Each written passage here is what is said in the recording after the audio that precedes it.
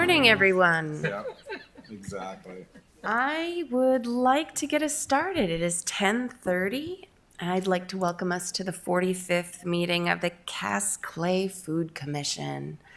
It is wonderful to have everybody here with us this morning, but before we begin, I'd like to give an extra special welcome to Dr. Nancy Turobiantes, and the students that they have joining us from the NDSU School of Nursing, and they are participating virtually with us this morning. I'd like to begin by having us approve our agenda that we have. Also move. Do we have a second? Second. Marvelous. We've got a motion and a second. All of those in favor? Aye. All of those opposed, same sign? Motion passes. We were provided with the minutes from our last meeting on May 10th. Hopefully you've all had a moment to review those minutes. Is there a motion to approve? So moved. Marvelous, thank you. Is there a second? Second. Excellent. All of those in favor to approve the May 10 minutes? Aye. Aye. All of those opposed, same sign? Motion passes. Thank you, everyone. I would like to then move on to commissioner introductions. I will go ahead and start. My name is Heather Niesemeyer. I represent the Moorhead City Council. I forgot who I represent, and I'm chairing this morning. Apparently, I haven't had enough caffeine this morning either. Let's go ahead and start on my right with introductions. Jeff York, member at large. Karen Engler, member at large. Anna Johnson, member at large. Dave Steichen, Dilworth City Council. Paul Krabnock, Clay County Commission. Jeffrey Miller, member at large. Tony Grinberg, Cass County Commission. Marvelous. Thank you, everyone. Now we are going to go to our third item on our agenda, which is Megan Myrtle. She is the co-founder of Food of the North, and she's with us today to provide a brief update from Food of the North, which is our action network. If you'd like to get us started on our agenda item, that would be great, Megan. No, we cannot. She should come. Is this working? Or would you like me to come up to the podium? I think the camera works on the podium. It works there too. Okay. Well, good morning, everyone. Thank you for the introduction and for a little time on the agenda today. Some folks might remember that I used to attend every one of these meetings because I used to be the coordinator for the Cass Clay Food Partners a number of years ago. But I was just asked to share a little update on behalf of Food of the North. We're a local nonprofit organization that works to celebrate, connect, and empower our local food community and beyond. We started back in 2015 in conjunction with the formation of the Red River Farmers Market. At that time, that was kind of the first opportunity for our area to have a really robust downtown farmers market. And we started doing some activities in conjunction with that market, originally focused around educating the community about food waste. You might remember that we had a name called Ugly Food of the North. If you ever heard that, it usually got a couple of head nods and started some conversation. But we expanded our activities over the years, hosting a lot of different events focused around all sorts of topics in the food system: community gardens, food waste, pollinator health, compost, you name it, we probably had a conversation about it. We launched a project called the Little Free Garden Initiative, encouraging people to raise small gardens in front yard spaces. And then, as mentioned, we host the Action Network on behalf of the Cass Clay Food Partners. So as you're all aware, you as commissioners serve in that policy space. There's the steering committee that works to kind of put together the agenda and keep things running. But then also wanting to create a place where people who may not feel as comfortable speaking at a city council meeting or in a commission room can come and learn and engage and discuss food system topics. So we host an event called First Fridays. which is held at 701 Eateries. It's at 8 o'clock in the morning, the first Friday of each month. We pick a theme, we have announcements, we have free coffee, and really just trying to have it be a space for people to connect and learn and get excited about some of the things that are happening in our food system, or some of the maybe less positive things and things that we can work on addressing. We've had a lot of conversations about hunger and food insecurity, health-focused conversations, and how we can make improvements in that space. So we just held our last First Friday featuring Heart and Soul Community Cafe last Friday. But one thing that we have announced, and is probably the reason that I'm here today, is that we have decided that 2023 is going to be the last year of Food of the North, and we will be dissolving our nonprofit at the end of this year. After 8 years, a lot of changes have happened for the group that started this, personally, professionally, and we just want to make sure that we not only wrap up our work that we're doing in a tight, orderly, fashionable way, but also creating space for the next young, energetic people to step in and do some of this work around food system topics and conversations that want to be had. So we will be having First Friday events throughout 2023. So October, November, and December. October will be a conversation with Farm in the Dell. If those are familiar, it's a nonprofit north of Moorhead that works with people with disabilities to have farm and gardening experiences. In November, we'll be actually having a conversation about the Cass Clay Food Partners and kind of some of the work that's happened with this organization, as well as what the future looks like without Food of the North being a part of this, and how this Action Network work can continue.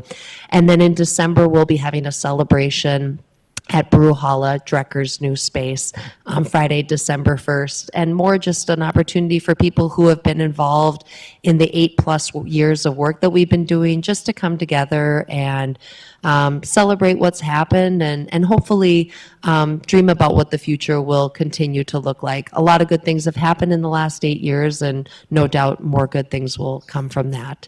But with that, I'm happy to answer any questions, or if you have any ideas that you want to share about some of this Action Network piece. I'm myself and my co-organizers of Food of the North, Annie Wood and Amanda Boer, we're very much wanting to help to support whatever type of Action Network or activities that we've currently been supporting, to make sure that whomever wants to continue to do that can continue to do so.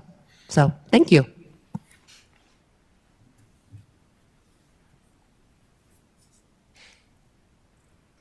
Any thoughts or questions for Megan?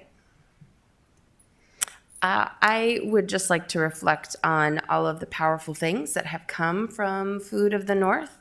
I was just speaking with Adam earlier this morning about the ripple effects from that Action Network and wonderful things that have come from it that have helped food waste and have helped feed thousands of people in our community because of the sessions on those First Fridays. And I know that they have moved around in our community to a variety of locations, but the connections, it's sort of been a catalyst for people being able to make connections and do greater good in our community around food and food sovereignty, and just making wonderful connections and starting that networking and seeing students there from a variety of programs and making change. It has had a wonderful impact. I myself have participated in many of those sessions, but also have been drawn in by the people there and helped make an impact in our community that I wouldn't have been able to do without Food of the North. So I want to thank you and the organizers for all the work that you have done over the 8 years and the impact that you have had. So There is a delay on this. Thank you so much for those reflections. It's been, as sad as it is to kind of hang up our hats on this work, it's been wonderful to hear yourself and others share about some of the positive things that they have seen happen or have experienced personally as a result of the work. So thank you. And with that, I think we'll move on to our next agenda item. We have Janice Tweet, who has a brief presentation on Glean ND.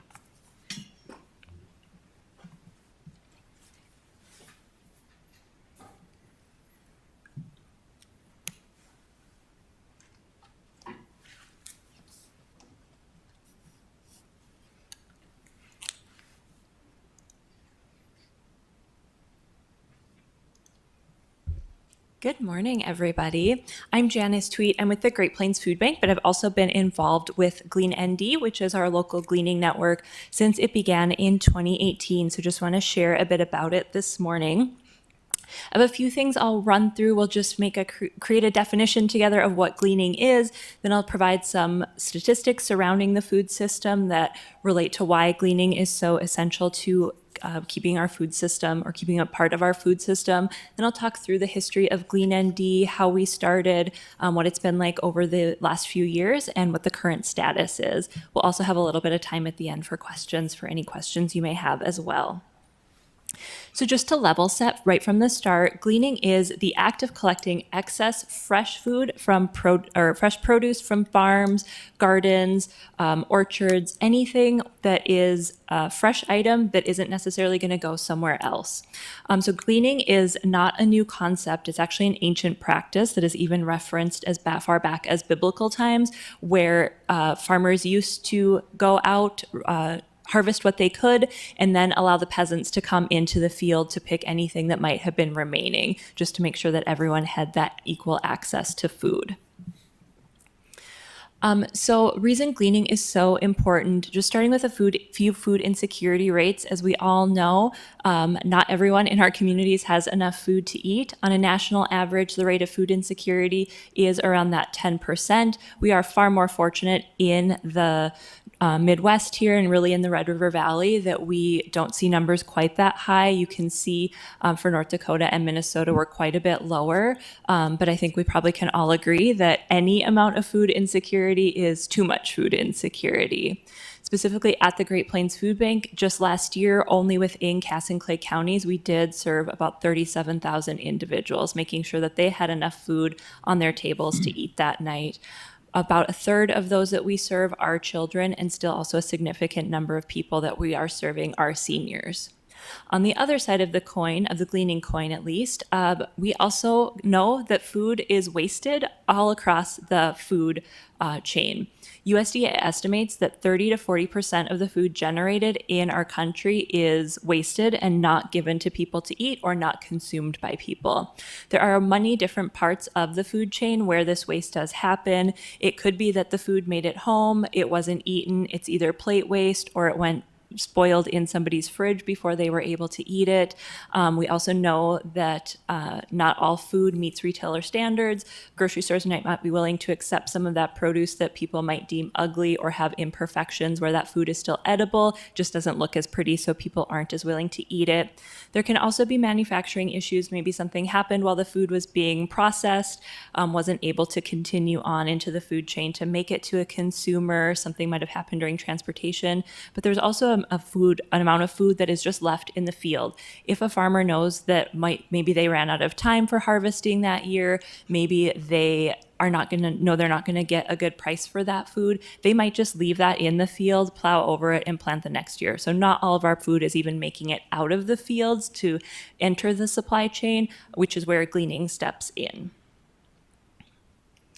So Glean ND actually started as a blueprint that was put together here with the Cass Clay Food Partners. So back in September of 2017, that completed blueprint was presented to the commission and really outlined some of those. What is gleaning? What are the best practices for gleaning? How can you evaluate a gleaning network? And then, as with all of our other blueprints, also really looked at, are there other regional examples that we can point to that might make sense if for us to replicate here in the Fargo-Moorhead area, and also looking nationwide, what do gleaning networks look like in other places? And at the conclusion of discussions about that blueprint, the commission asked, well, can we start a gleaning network? Can we actually make an action out of one of these blueprints that we've been discussing? And so there's funding that has been coming through Fargo-Cass Public Health in their chronic disease grant that they were able to set aside to host a pilot season of a gleaning network and really start to look into how we can make this actually happen in our community. So Glean ND formed out of that. We actually started in 2018 with a group of kind of a task force between Cass Clay Food Partners, NDSU Extension, Great Plains Food Bank, and Fargo Cass Public Health. With that group formed and was also able to hire a gleaning coordinator, which was myself at the time. So we were funded for that first year, and we set up a database that would host volunteers and also just started making connections with local farmers. So you can see the first point there is just kind of our overall kind of elevator statement about what we do, but really we are here to coordinate volunteers to go out into farms or local gardens to pick that produce for people, alongside people, whatever that owner might want, and then deliver food to food pantries in the area so that they can in turn give that out to the people who need it. We know that fresh produce is never is always needed and wanted at food pantries, and making sure people have that access to nutritional food is really important. So the way it works is that a grower would reach out, and like I said, this could be a farmer who has 10 acres of food that they're growing. It might be somebody who has a tree in their backyard that they just need some help picking things. We've had both ends of the spectrum. We've gotten to do some really big corn gleans that are really fun where we're out in the cornfield picking, but we also had a house in South Moorhead that they had an apricot tree that they just couldn't keep up with. So we went out, picked that, and were able to get those apricots to a local food pantry here, which was really exciting. So the grower or owner reaches out to us, and we figure out a date that works together for us to come out there. It's up to the owner if they want to be home for that and be part of that, or if they are just open to us coming out there. So we'll find a time that works. Within the website that we were able to build out, there is a calendar on there. So we put that on our calendar so that people can see what they're signing up for. And then we have a listserv of people, a database of volunteers that we have worked with or who that have signed up to glean in the past or interested in gleaning. And we email all of them and select volunteers to come out and help us. Then volunteers get together at that described time and place, pick whatever that produce looks like, and then depending on the amount that we have partnered with Great Plains Food Bank to help provide that transportation piece to bring it back. With those larger corn gleans, we're getting multiple tote loads of food, so we did have the food bank come out. In those cases, the food goes directly into the food bank and then becomes part of their inventory that their partners can then order off of for that. For those smaller gleans, we're able to just load up our own vehicles and take them directly to a food pantry, so helps us get that a little quicker to people, where those apricots we just took right to a pantry that was able to distribute them the next day. So just making that turnaround a little quicker to make sure that that food really is getting directly to the people. So in 2018, that was still kind of our biggest year, but we had a really successful start to the program. The photos actually from our very first glean out in Castleton gleaning corn. We did work with 4 producers that year. We were really trying to be intentional about keeping it small. With those producers, we were able to do 6 different gleans, and as you can see, had over 7,000 pounds of food. The examples up there are just a few of the things that we were able to glean, but really those cucumbers, green beans, peppers. I think we also had some tomatoes. One of our growers just had a nice variety, and we set up a couple different gleans with him, and so we were just able to take what was ready at the time that we had set up the glean, but had a really nice start. Being able to pick some different things also gave us a lot of learnings about what this really looks like to be able to glean all of these different things. So Glean ND has continued to date. In 2021, it actually expanded to Bismarck as well. So the way we set up the database was that our intention was really to say that this could be implemented across North Dakota. Since the Great Plains Food Bank was a part of our initial pilot group in setting all of this up, we also wanted to kind of mirror what they were doing. So while we are focused on Cass and Clay being also part of the Cass Clay Food Partners, we did want to make it accessible so that we could grow that network if possible. And so Bismarck has a local foods coordinator that is part of their Parks and Recreation department, a paid staff position, and they were really interested in hearing in the community that there are a lot of apple trees that people had in their yards that they just needed help figuring out what to do with them. We all know that in good years, apple trees, you can't keep up with them. And so there was a lot of community need around how can we deal with these apples. And so they set up the Gleaning Network, really just mirroring what we were doing. They're able to use the same database and same process that we use to be able to coordinate these gleans with their apples. Currently here in Cass and Clay, we have about 100 volunteers who are on our email list. We have a few grower connections, and really how we envision this going is that we wouldn't necessarily have these relationships set up with farmers ahead of time. As we know, harvesting and the growing season is so dependent on what the weather ends up being, how much their crop might yield. So there is a lot of guessing and hoping within gleaning, hoping that you have that extra produce to be able to glean. So we do have some challenges that way where it's kind of the chicken or the egg. Which one are we going to get first? Are we going to get a grower who's interested and may or may not have something, or are we going to get a last minute call that there is something? So over the years, we've had some years we don't get any calls and some years we get a handful, but our volunteer network is ready to go at any point, staying engaged, and we're happy to do any gleans that people reach out and ask us about. So if you have questions, we do have our website, gleannd.org. We also have a Facebook page. You can also reach out to me directly if there's other questions outside of today, or if you know somebody that would be interested in gleaning, you can connect them to me. But I think we also have a few minutes for any questions you might have right now.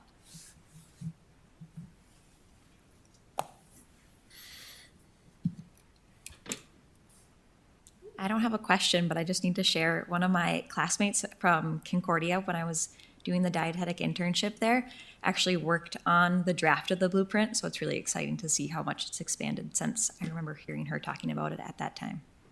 Great. Thanks, Anna. What kind of items are you expecting from Extension this fall? Potatoes and squash again? Or... I'm not sure if we're expecting anything at this point, but that is definitely something we see a lot of, especially at the food bank coming in. There's always plenty of potatoes and squash in the fall. Okay. Janice, if I may, how do you promote or make the public aware of the opportunities, especially it's such a short time frame, right? But, really, whether it's vegetables in town, and I guess the one that jumps at me more is maybe the fruit trees, as you being there that's in people's backyards where people would come to them to glean rather than the opportunity, for those people to bring produce in, like to the food bank. But how do we promote that best? How do we work with the media? In letting that word out? Great question. So a lot of our outreach is really through social media. Okay. We did do more in-person events prior to the pandemic, but just with the timing, the pandemic was changed everything, but especially with where GleanND was in its growth period, we were pretty hard hit by that lost a lot of momentum by not being able to do things. So have kind of gone back to social media being our main outlet. And just word of mouth, still trying to re-engage with people that we did in the past. We do have been talking with Don Kinsler about doing a story within his column that he writes. So I expect to see something coming from him, and then have also had an outside connection to NPR that we will follow up on to be able to share a little bit through them as well. And then we do have flyers, that kind of stuff that we can make available too if people have anything that they wanted to post somewhere as well. Okay, thank you. Janice, if I may, I would also recommend, since this includes Moorhead, Dilworth, Clay County, that we reach out to Nancy Hansen at the FM Extra. I think that Commissioner Krabenhoff brings out a really great idea, and I think that going to Moorhead and Dilworth's official newspaper for a highlighting article, because He brings up a really great point, and you highlighted it, right? Bismarck was focusing on apple trees, but I know of many elders in my community that have apricot trees, fruit trees, apple trees, those sorts of things, and even gardens that now are bursting with tomatoes that they can't keep up with. And if they knew that some really fantastic humans would come out and gather things from their fruit trees and gardens, no strings attached, but those foods would go into families' hands that really could use them. I think that that would be really beneficial to our community. And those may be individuals that would look at the FM Extra online, or even those good old-fashioned papers that still are printed on newsprint. I think that might be a really great outlet to seek. Yes, wonderful. Thank you so much. I will follow up with Nancy. And I could add something to that. Paul, there was an article in Don Kinsler's Growing Together Saturday post that was specifically on gleaning. So those who get the paper online or in person did get that message last week.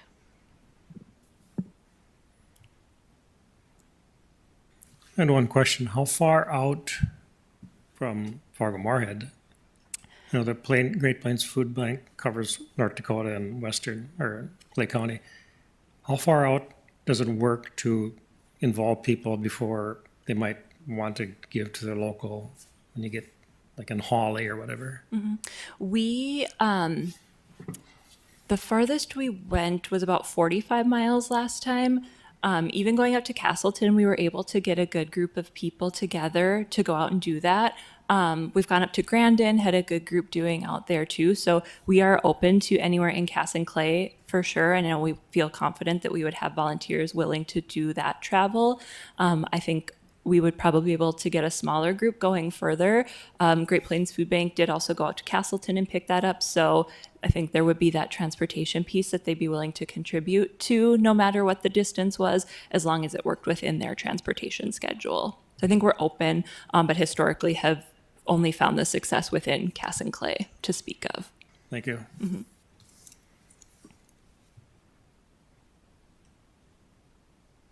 Great conversation. Thank you very much for your presentation, Janice. Yes, thank you.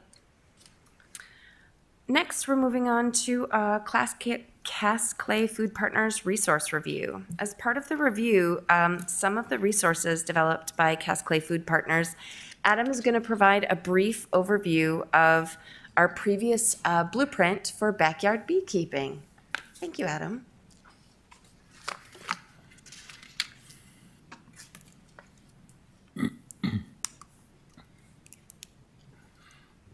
Well, thank you, Chair. Just to piggyback on Janice's presentation, what we'd like to do today is to continue some of our review of resources that we've done over the last couple of meetings. And as Chair noted, this meeting, we'd like to look at the blueprint that we developed for backyard beekeeping. And just a recap here, since 2015, we've put together nearly 24 resource documents, and these have come in 2 different forms. These have included blueprints, which look at food systems from a land development code perspective, as well as issue briefs and snapshots, which provide an overview of an issue or local topic area. And again, another recap, these are the different blueprints and issue briefs that we've developed over time. Noting that in the blueprint column, the last, the backyard beekeeping, chickens, backyard composting, backyard season extenders, and residential gardening have all been revised and amended as of June 2020. But one thing that we did want to note is that over the summer, we did look and have revised some of the other blueprint documents. Some of these haven't been looked at since 2015. So we've gone back and taken a look and see if there's been any changes in zoning, updating hyperlinks and contact information, and also revising maps and graphics where needed. So we'll be looking to put these on the Cass Clay Food Partners website, likely in the next couple of weeks. And after this is done, I think what we'd like to do is take a look at the other amended blueprints that we had previously looked at in 2020 and get those amended as well, so that all the information is current and up to date. But we just wanted to let you know that we've been working on some of these here over the past couple of months. But with that, I'd like to turn to the backyard beekeeping blueprint. This was originally approved back in September 2015, and again was amended in June 2020. As the name notes, it's the practice of keeping bee colonies in urban areas. Obvious benefit for backyard beekeeping is for residents to produce and sell honey at local markets. But another important reason for backyard beekeeping is the role that bees play in pollination. One thing it's surprising to think about, but a third of all the food that we eat is a result of pollination. And bees are an important component in that.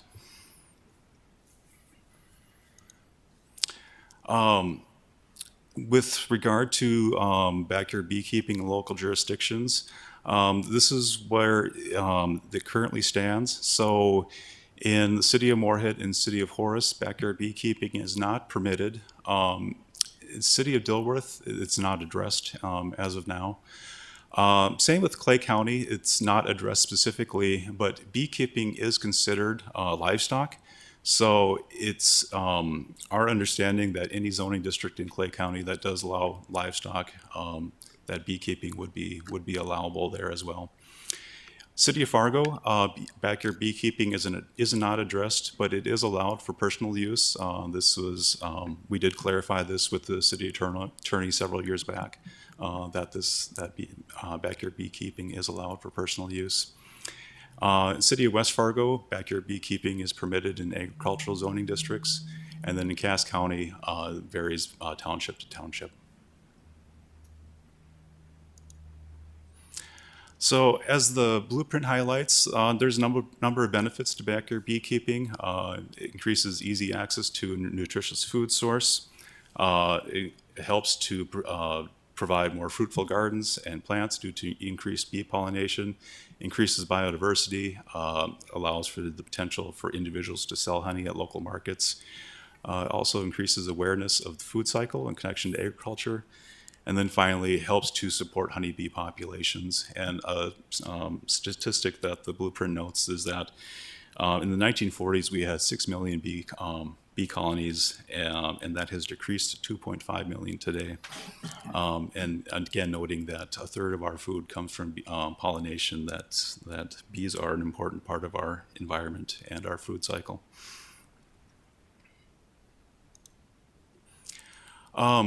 Common issues addressed in local ordinance for backyard beekeeping. What the blueprint does note is just the number of hives that are permitted, hive restrictions, location on a lot or setback distances. The next is the removal of beekeeping equipment and bee combs from apiary grounds. This is so as not to attract future swarms of bees coming into a backyard. Another issue that's addressed in local ordinances are flyaway barriers, and we'll talk about that in the next couple of slides. But then continuing on, having a source of fresh water is important. Having hives that are clearly marked with owner's contact information or a permit number. Educational requirements, and this could be either a basic beekeeping course or certificate. And then finally, penalties for violations of lot or setback violations. So common concerns and solutions that we noted in the blueprint. One of the key concerns regarding urban beekeeping, of course, is the fear of being stung. What we do note is that yellow jackets are the most aggressive and prone to stinging. As opposed to honeybees, they're the least likely to attack. And the reason for that is that bee strains have been bred for traits like gentleness and reduced swarming over time. And also noting that majority of individuals are allergic to yellow jackets and actually not honeybees. So, continuing with some of those common concerns and solutions, we did note in the blueprint that public education is crucial to minimizing that fear of stinging. And then also, most ordinances require a 6-foot tall flyaway barrier. So that helps for bees to fly up and then away so that they reduce the contact with humans.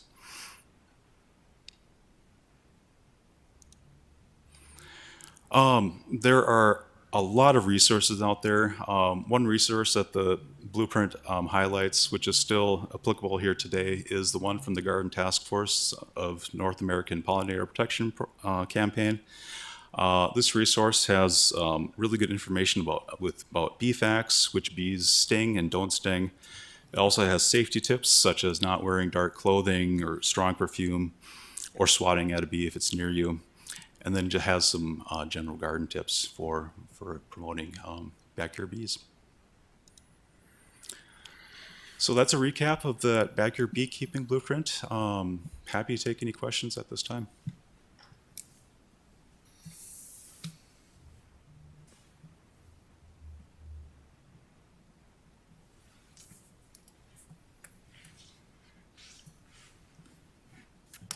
I don't see any questions from the commissioners. Thank you, Adam. I have one actually. okay. Real quick. When was the last time jurisdictions have been approached about opening this idea up again? Has it been a while? The one I can think off the top of my head was just a clarification earlier this year about whether urban or backyard beekeeping was allowed in the city of Fargo.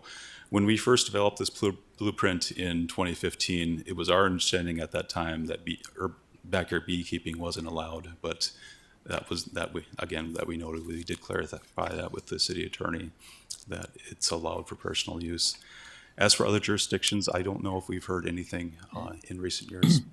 Because I was curious about the large extraterritorial areas, how that would apply. Sure.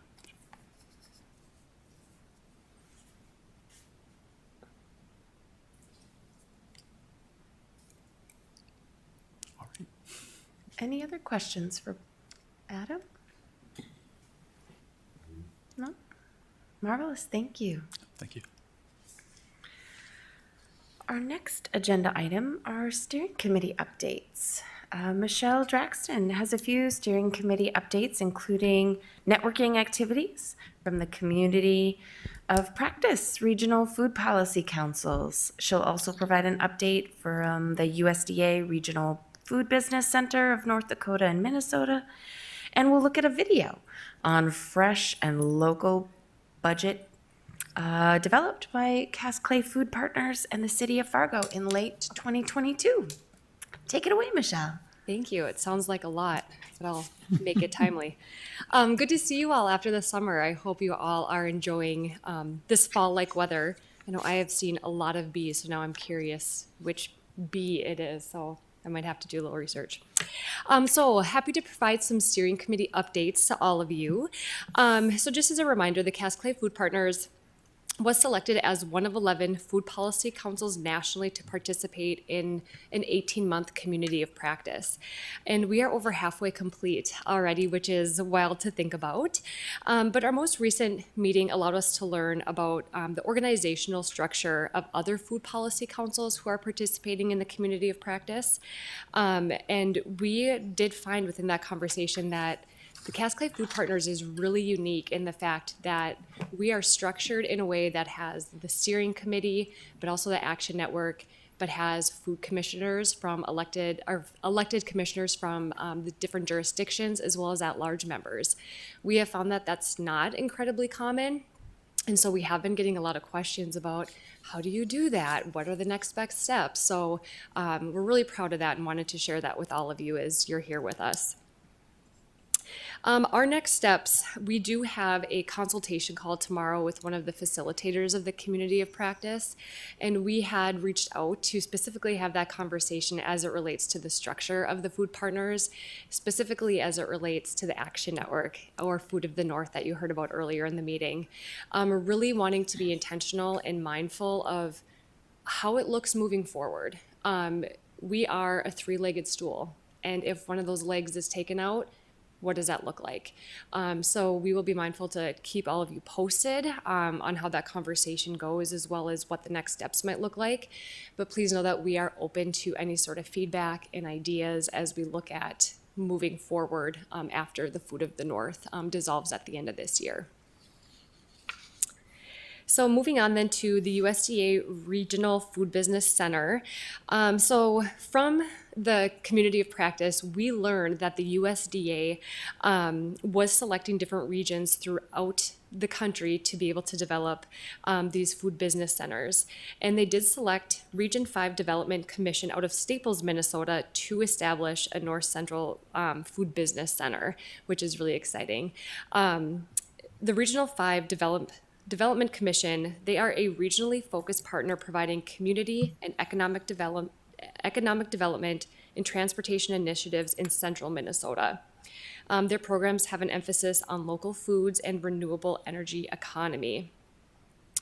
The North Central Food Business Center will include Minnesota, North Dakota, and South Dakota, and through that will provide coordination, technical assistance, and capacity building to help farmers, ranchers, and other food businesses access new markets and navigate federal, state, and local resources, and thereby closing any gaps to success.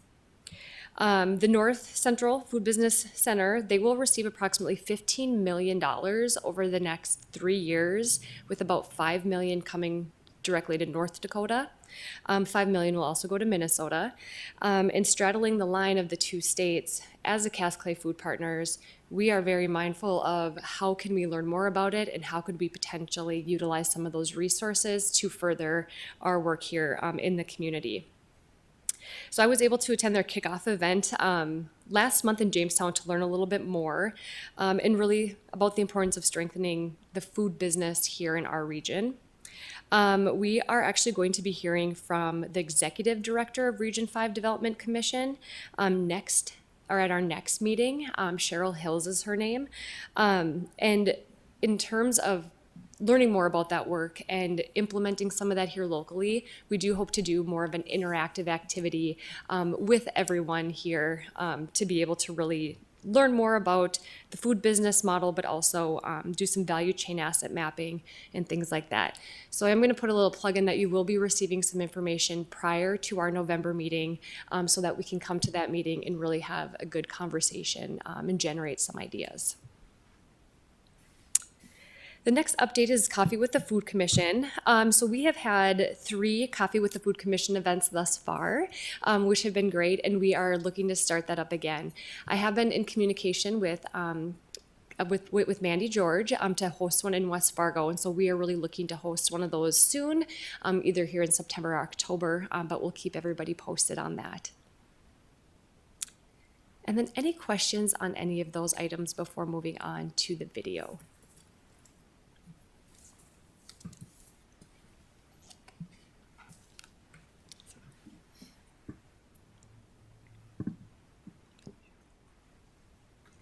Thanks.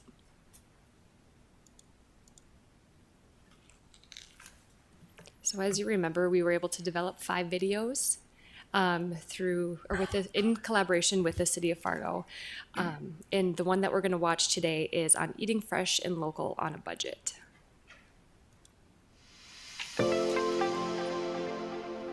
Eating healthy or having good foods is really essential to our fundamental well-being, and being able to have access to fresh produce is one of the ways to really support a healthy lifestyle. Local foods are fresh, they're picked at their peak ripeness, they tend to taste better, they're in season, they're of high quality. Also, eating locally helps to support our economy here in our region. I would tend to agree that fresh produce can be hard on a tight budget. However, we have some really cool opportunities in Fargo-Moorhead with several community gardens that are in North Moorhead and South Moorhead, Dilworth, and then the Growing Together Gardens in Fargo, where people can actually participate in gardening once a week and then sharing in the produce. I would add to that by saying people who qualify based on income for the Supplemental Nutrition Assistance Program, they can take those funds and spend them at a grocery store or at a farmer's market that accepts SNAP EBT and get access to fresh local produce at the farmer's market. There's one at West Acres, some in West Fargo. There is a farmer's market in Dilworth.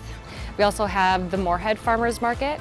A very popular one is the Red River Market in downtown Fargo. So the SNAP EBT acceptance at a farmer's market is really quite unique. I think of a triple win. For sure, SNAP participants who come to the market and use their SNAP EBT, they win because they get access to this fresh local produce that they may not otherwise have access to.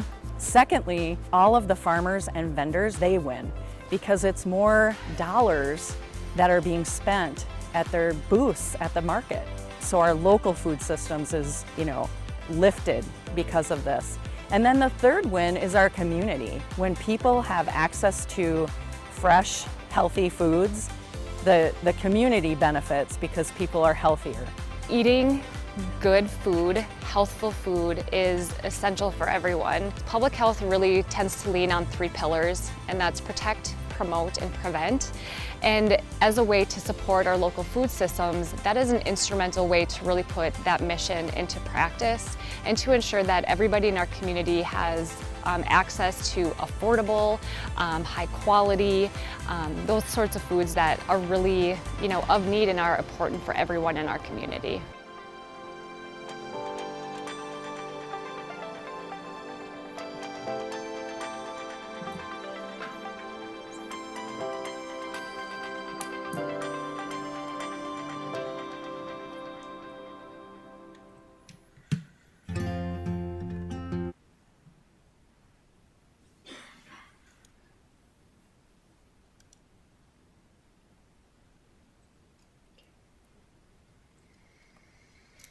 Marvelous, thank you.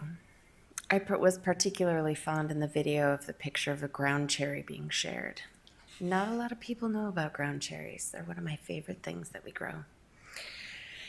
Next, we're moving on to Cass Clay Hunger Coalition.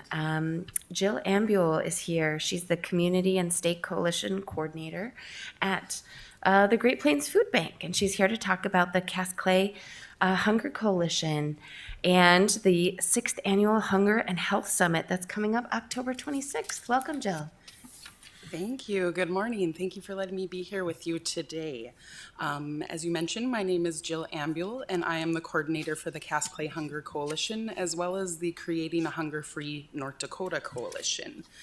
While I'm still relatively new to my role, it's been about 4 months, very quickly I learned what an important role the coalition plays in the work being done in Cass and Clay counties to end hunger.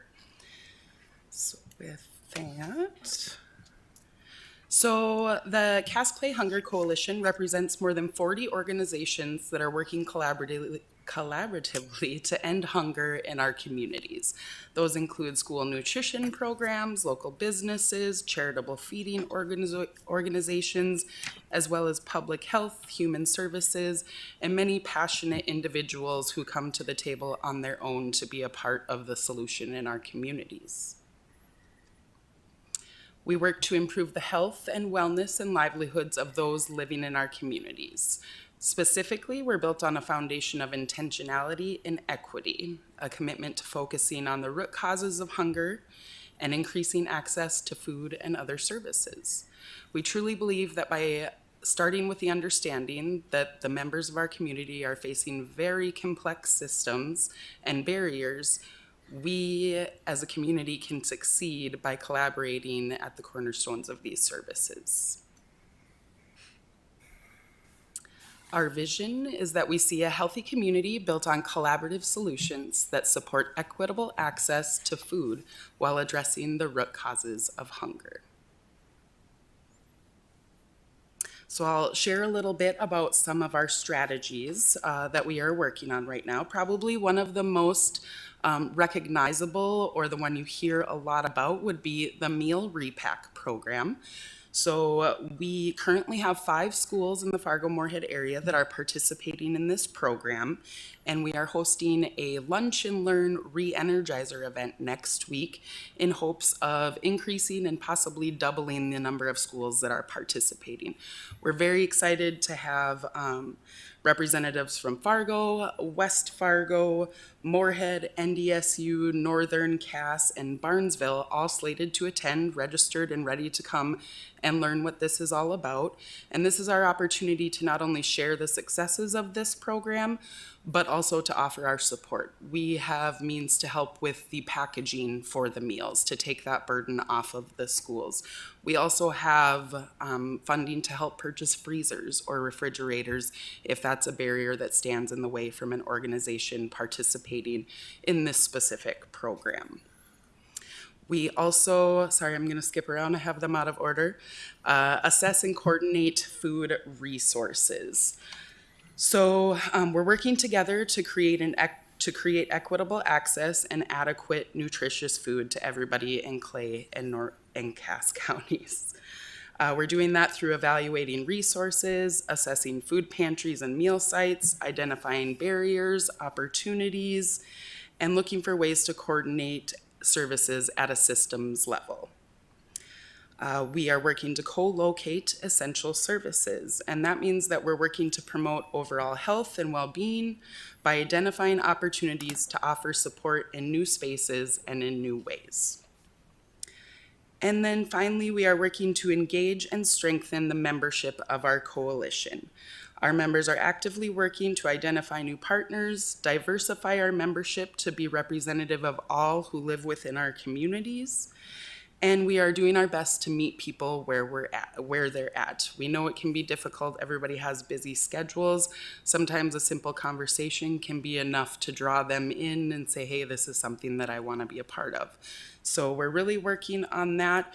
One way that we do that is by being present out in the community. We are present at Pride, farmers markets, community events, different types of social settings where we know that we might have that opportunity to interact with our neighbors and those who might be looking for our services. Our advisory board, some of these names will look familiar. Some of them are here in the room, but we are lucky to have an amazing group of advisory board members who really are committed and passionate about the work that we're doing. Without them, I don't know that the coalition would be where it is today. They really keep us moving, focused on our goals, and are just an excellent group of people to work with. And I think my favorite part is that we all play such a different role within the means of hunger in Fargo-Moorhead. So there's always opinions, and there's always things that we didn't think of from our perspective that but that come out of the conversations that we have. And as you mentioned, we are getting ready for our 6th annual Hunger and Health Summit. We are very excited. It seems like everything is coming together. We're seeing some excitement generated in the community. That will be on October 26th at the Blue Stem Center for the Arts. We have some stellar presentations lined up, including Ruth Buffalo. Ava Williams is joining us all the way from Washington, D.C. to talk about systems change. Faye Seidler, and then Whitney Johnson-Fear. I have to get used to saying it that way. She recently had a name change, but you may know Whitney from her work at Family Health Care. We are going to do an in-depth dive to her documentary and then also a question and answer panel. So we're looking forward to an awesome day filled with learning, networking, and a space to come and breathe and know that you're not alone in the work that you're doing in our counties. So this is my contact information, but then I also wanted to extend an invitation to you that we do meet the first Tuesday of each month at the United Way Cass Clay at 8:15. And the best way to stay up to date on the activities, the programs, events that we have going on is definitely to follow us on Facebook. My children tell me that's an old people's thing to be on Facebook, but that's where I get a majority of my event information. So we're still plugging it it out there, and we are also working on a website to better expand the scope of where our information is and how people can access that as well. Are there any questions?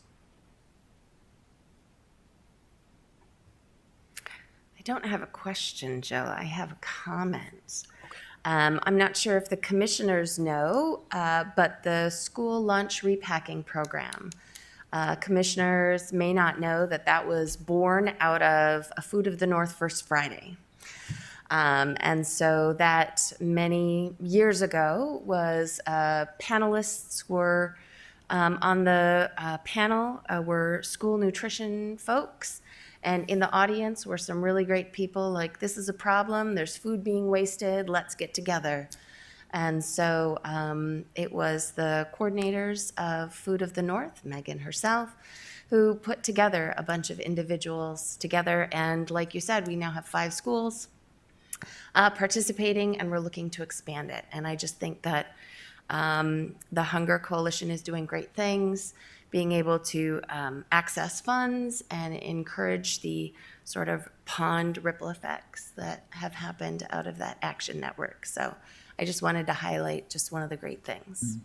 Thank you very much. I agree. I have been in a school setting for many years previous to this role, and it is heartbreaking at lunchtime to watch the amount of food that is thrown away that doesn't make it to tummies, especially those of us working in these fields that understand that some of these families are our clients. Some of these families we see on a regular basis. So it's a super important program, and we're also hoping to expand out to caterers, event coordinators that may be encountering that issue of having excess food. And I have to believe that if they know that it's going to help those in need and provide a warm and nutritious meal for our neighbors, I think that people would be pretty excited to be involved in that.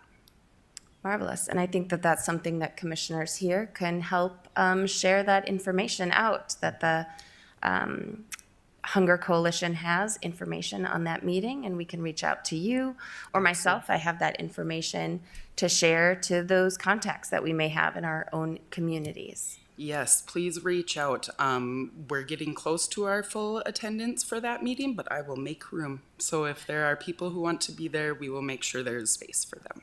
Marvelous. Thank you, Jill. Any other questions? Yes, Ambil, I got a question. For the schools that are not involved for this Hunger Pack, what sort of commitment, to start the initial conversation with the school, what sort of a commitment are you looking from the school to make this successful?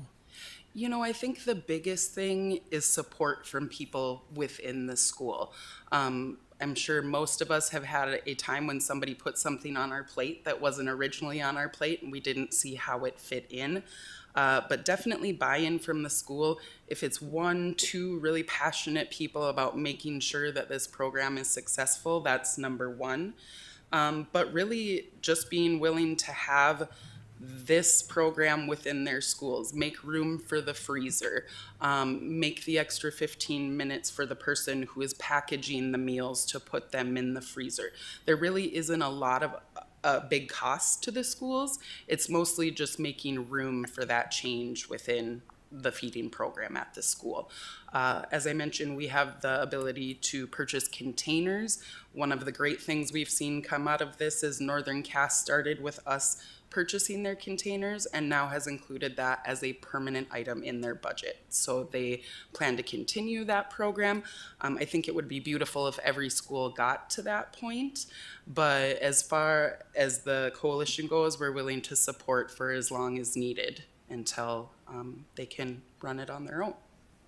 Does that answer your question? You know, I'll probably reach out to you and contact you later. But, Yeah, that would be appreciate great. it. Thank you. Yeah.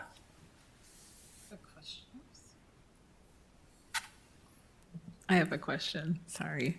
Have you heard of any other, so these are public schools. Have you heard of any state colleges or community colleges or anything bigger than high school or middle school or elementary school? That's a great question. We did extend invitations out to the colleges within our area. We do have some people from NDSU that will be attending our meeting next week. I think with the colleges, it may take a little bit more targeted conversation and some of those targeted asks to get them involved in the program. But again, as being in an atmosphere like that, I see the students that aren't eating in between classes and that aren't leaving the building to go home and eat.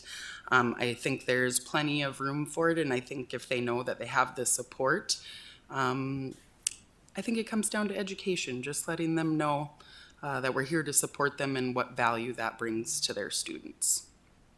Thank you. I'll reach out to you about who's attending. Okay, sounds good. Thank you. Any other questions for Jill? No, marvelous discussion. Thank you, Jill, for your presentation. Thank you. Next item we have our kudos and community support recognition. Michelle has a few that she would like to highlight for their work and their achievements.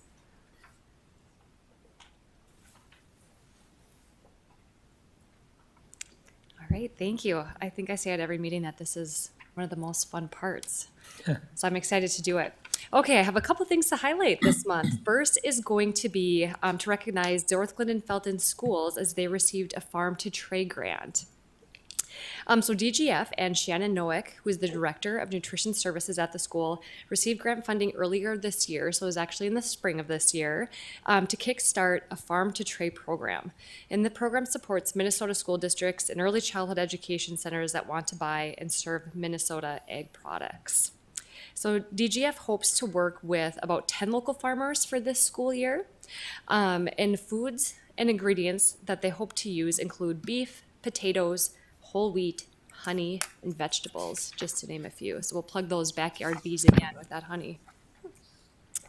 As you probably know, supporting the food that is grown here in our community positively impacts our local economy, provides education to students, and provides more nutritionally dense foods with lower sugar and sodium contents.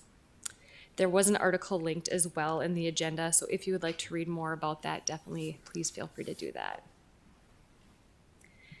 Our next recognition is one of our own steering committee members. Really wanted to recognize some achievements beyond our food systems work and our steering committee. As you probably know, we are well-rounded, versatile, and we have a lot of knowledge even outside of the steering committee. So we wanted to recognize Rory. Did you know this was coming? Okay, I tried to warn you this morning. So the first thing that we want to highlight is that Rory will be inducted into the Hall of Fame at UND for their Letter Winners Association and honored with the Thomas J. Clifford Award. So the award was established to honor a former UND president, Thomas J. Clifford, and recognize UND alumni who serve as athletic coaches at the high school or collegiate level and have been notably successful in their sport. So some of you may have known, but Rory is a former UND sprinter and hurdler. He still holds 4 spots in the program's all-time top 10 list, has served as the head track and field coach for Fargo's Davies High School for the last 10 years, and has helped teams win 8 state titles, including 4 consecutive championships from 2016 to 2019, and he has also won State Coach of the Year 4 times. And speaking of Coach of the Year, the United States Track and Field and Cross Country Coaches Association, they announced their 9th annual 2023 Coaches of the Year. So 1 boys coach and 1 girls coach from 50 states were honored for their successes in the spring of this year, as selected by a committee of experts from around the nation. And as you may have guessed, the 2023 High School Track and Field Girls Coach of the Year in North Dakota was Rory Beal. So with that, I don't know if you want to hurdle and sprint up here and say any words, or we just really honor your expertise here on the steering committee with the food partners and beyond. So good work, Rory. And thank you. I was unaware of this. But I will tell you, it may not seem connected to food and hunger, but when you live in the world that I live in public health, it really changes how you see the kids that you work with. So I go, so of course our goal is to run fast and jump high and go throw things far, but it really changes interactions and value. And I think it's not odd to see those who have the greatest need that might be the most challenging. And it's easy to label and judge. But when you understand some of the social determinants and that hunger, for example, might be an issue, that I get to weave some of my daily work life in public health into my life as a coach, where we have 200 plus boys and girls that participate in track and field. So I see it as a conduit to, I love the sport, I love kids, but it is always an opportunity to expand the work that I get to do on a regular basis.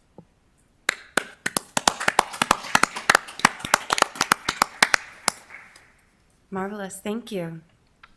Next on our agenda, we have public comment. On the agenda, we always have public comment opportunities, which is always fantastic. And this morning we received a comment and a question from Dr. Nancy Torobiatez's class, and they would like to ask, or rather, she sent the question herself. The students participating today virtually will graduate in December. They will be registered nurses very soon. What voice would be helpful for future advocacy for the Food Commission? Anything they should consider as future nurses in our community regarding food insecurity? That question was asked of the commission. Can somebody give more information about the screening questions? Is that that they do in like well child checks, I believe? Is that in like statewide, nationwide? That would be something to go on. That is. I don't know, I cannot provide. Perhaps somebody from public health could provide context for well child questions? So there are validated questions to address food insecurity that are asked at the majority of appointments, even beyond well child, but they do ask about access to food, or if they have ever not had enough food for the month, or there's specific language about that. I do believe that it is implemented based on the healthcare institution. So each healthcare entity can decide whether or not they ask those questions and screen for that food insecurity. And then beyond that, it is, if somebody does screen for food insecurity, what next? Are there resources? Can they be referred somewhere? But I do believe it's based on each healthcare institute. Okay, thank you. I would just share something for them to consider as future nurses. I am a registered dietitian, so kind of had a similar healthcare experience going through school. And I would just encourage them to consider opportunities outside of a clinical setting for work. There are opportunities within public health and a lot of other settings. I work in Head Start as a dietitian. Most Head Start programs have health managers, and the experience in those settings is unlike anything you're going to get in a clinical world, and it just, you're able to connect with people on a deeper level and work with them not only for food insecurity but other resources as well. So something for them to consider.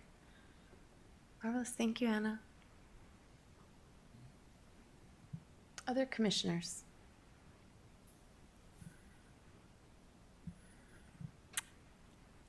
I have some thoughts that I'd love to share with the nurses virtually. Regarding voice, I think that our food commission is very unique, and I think Michelle mentioned it when she was talking about the community of practice, has referenced how we have board members at large as well as elected officials.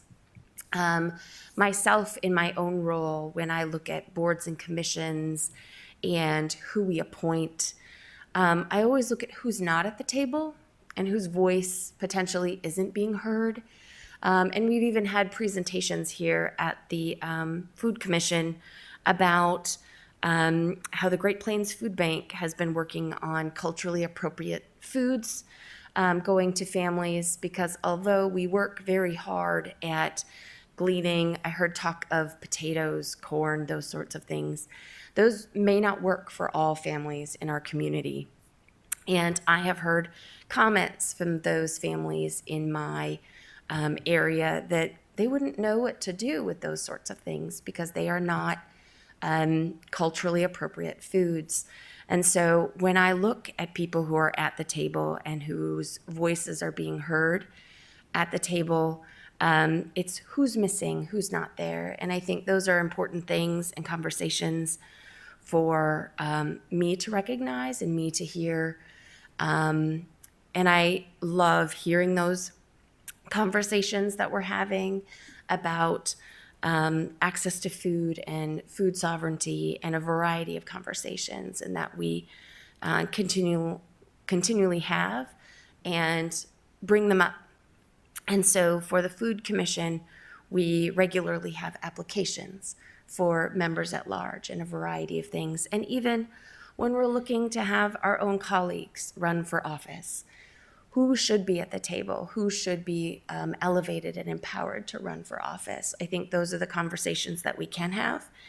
And for the future of food insecurity, it's making sure that everyone has a voice and participate in the process of addressing food insecurity issues, because everybody's voice should be heard and be part of the solution.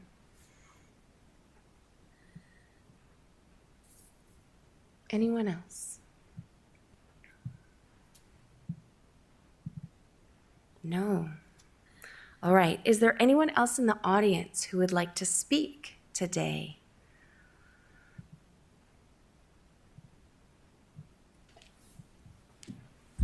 Hello. I think I get 1 minute for public comment. My name is Whitney Oxendahl, and I was formerly on the steering committee when it first started.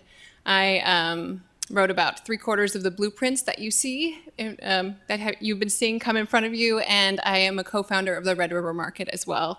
I have moved on to other community projects, but wanted to let you know that I continue to give back to the food system through a Facebook page, a Facebook group called Fargo-Moorhead Local Foods. I got it from Abby Gold when she moved. She was on the steering committee. It had 1,200 members in it, and now it has nearly 5,000 members in this group. I grew it through creating Facebook posts such as, what are your daily farmers markets in the region? What are your community orchards? What berry patches are happening? I shared the Aronia Berry Festival that happened this weekend. Milkmaid Catering is getting a building. So what is happening in the community? When I started with doing the farmers market and being on the steering committee, I had no idea what was happening. I was like, I want to do some work in the food system, and I don't think anything's happening here. And so we were thinking about moving. But then I found this group that was starting. And so I try to uplift this information to other people in the community so that they know it's happening. So I just wanted to invite you all, if you're on Facebook, to join Fargo-Moorhead Local Foods, and groups that are involved can share on the group. It's not just, I lift up things because people forget to share, but feel free to share local food events and happenings in the community there. Thank you so much for serving and for giving of your time to this and continuing on the work. Thank you, Whitney. We appreciate you highlighting food systems work throughout our community. Is there anybody else who would like to speak from the audience? Chair, can I ask to move back on the agenda to number 8, the kudos and community recognition? Yes. So I had invited members from Dorothy Glendon Felton Schools to join us, and I did tell them the time on the agenda, and we were a little speedy today. Yes. So if it's possible, we do have members from Dorothy Glendon Felton Schools that if they would like to speak or share anything in terms of the Farm to Tray grant program that we spoke about, I would more than I would love to welcome them. I think that would be lovely. Thank you.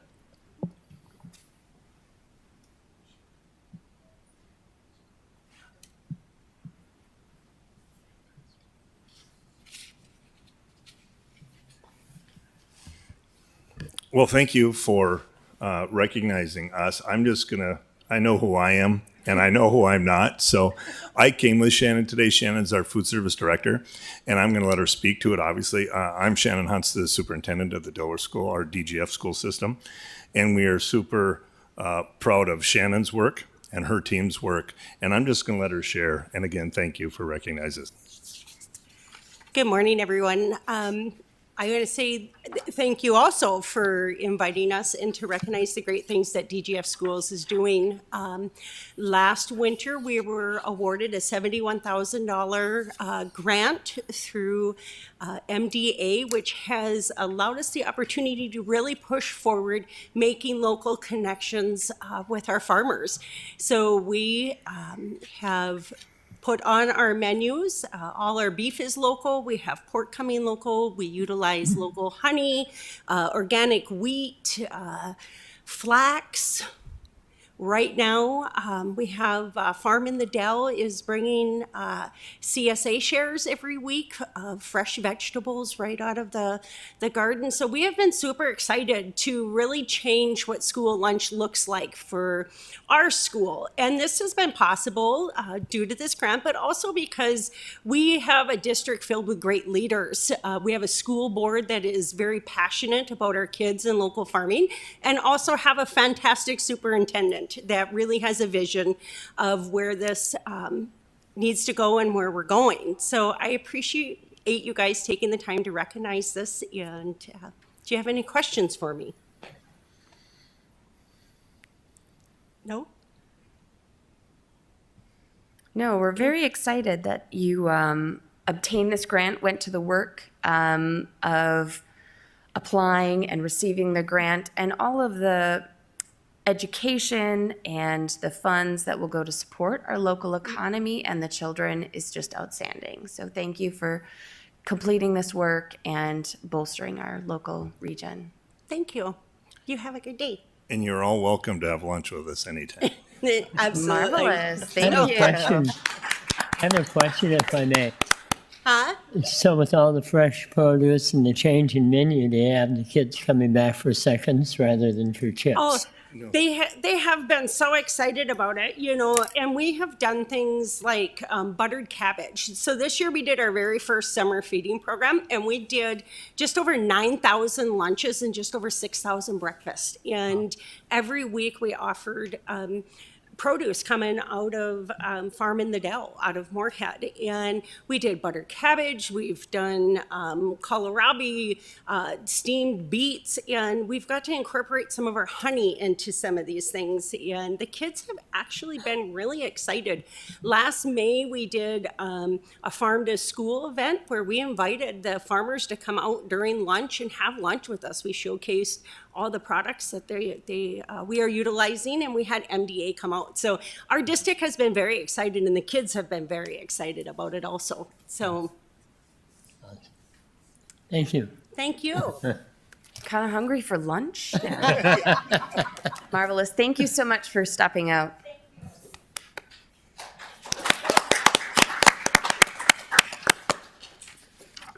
All right, well, with that, we'll move on to agenda item 10, Commission and Steering Committee Roundtable. Did anyone have any comments on today's meeting or committee updates to share?